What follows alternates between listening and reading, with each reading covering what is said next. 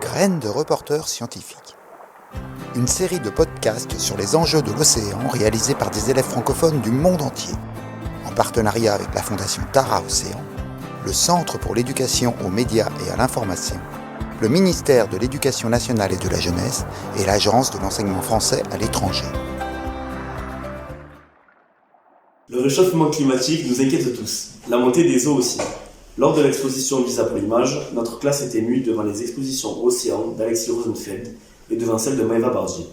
Le deuxième voyage de la goélette Tara partit étudier le peuple invisible de l'océan et ses interactions avec le climat et les pollutions.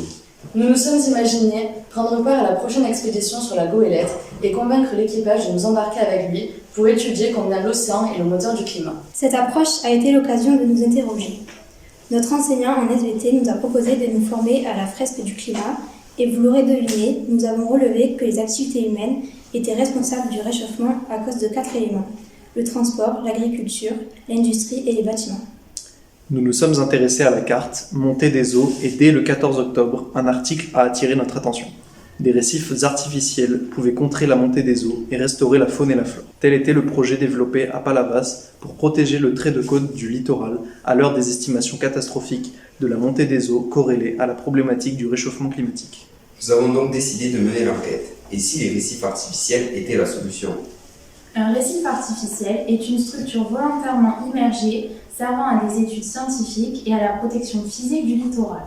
Son fonctionnement, former une barrière qui casse les vagues responsables de l'érosion et diminue ainsi leur force.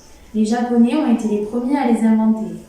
Un récif artificiel est une structure immergée volontairement à des fins d'études scientifiques, de protection physique d'un bien de protection halieutique ou de loisirs, statut de barrière, déviation des courants.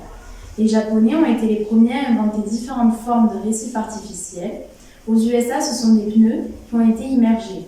25 000 immergés, coût 1 200 000 euros. Échec. Nous avons découvert que la Méditerranée était pionnière en récifs artificiels. L'installation des récifs artificiels permet de faciliter le développement de la faune et de la flore. Cela reste un avantage pour la pêche.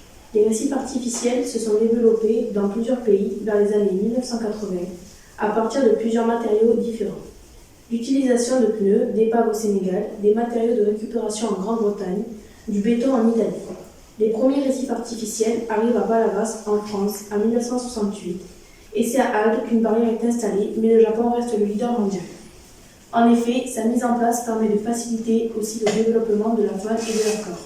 Sur Agde, un projet unique au monde a été monté avec 11 récifs artificiels, dont un de 110 tonnes, avec l'aire marine protégée d'Agde sur les fonds de l'Ademe. La société montpelliéraine Seaboost a fait fabriquer des récifs artificiels sur le port de Sète. Savez-vous qu'il existe 4 types d'habitats ?